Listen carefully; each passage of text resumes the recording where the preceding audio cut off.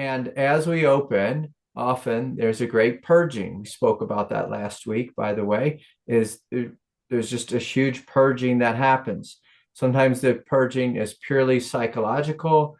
Sometimes it is psychic and astral and multidimensional, and it can get really messy and confusing. But again, I invite you just to sit back and to watch it and to see snakes, to see eyeballs, to see portals.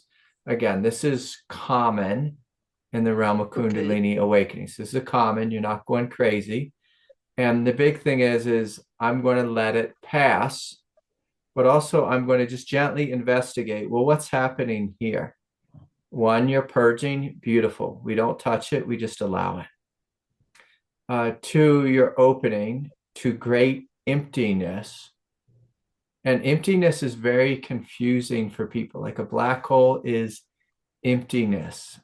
It's vast space that's empty. Sometimes it'll feel like it gobbles you up.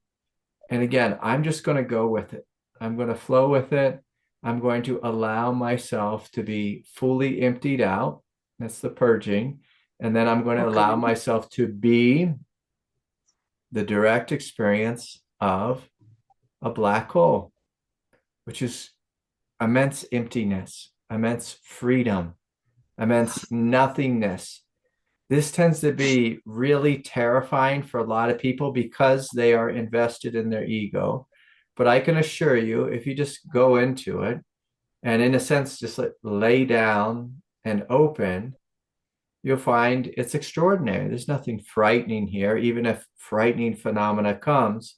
When we identify as being the black hole, we are identifying as being vast, empty, impersonal, non-personal space.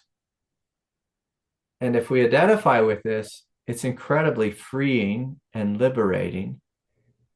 And it will show you a different aspect of your being that's beyond fear, beyond hope, beyond attachment, beyond confusion.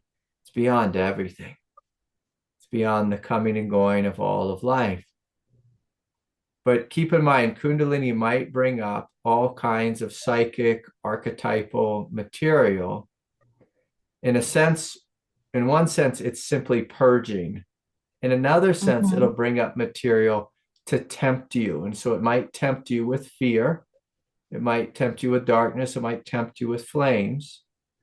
But again, I have this great talker behind me. It's a little bit hard to see, but I have this great deity, which will show up in a sense like in the yogic tradition, like Kali. In the Tibetan tradition, she'll go by a Uh-huh. different name, but she'll have, fiery hair and skulls and fangs and all this kind of things, and big Vajra wand to, cut off people's heads and this and that. But ultimately, if we just continue to allow her to burn, allow her to work through the process, it's hard to see, but what's on the other side of her, behind her, is the realm of the Mm-hmm. Buddhas, the realm of just great freedom and emptiness.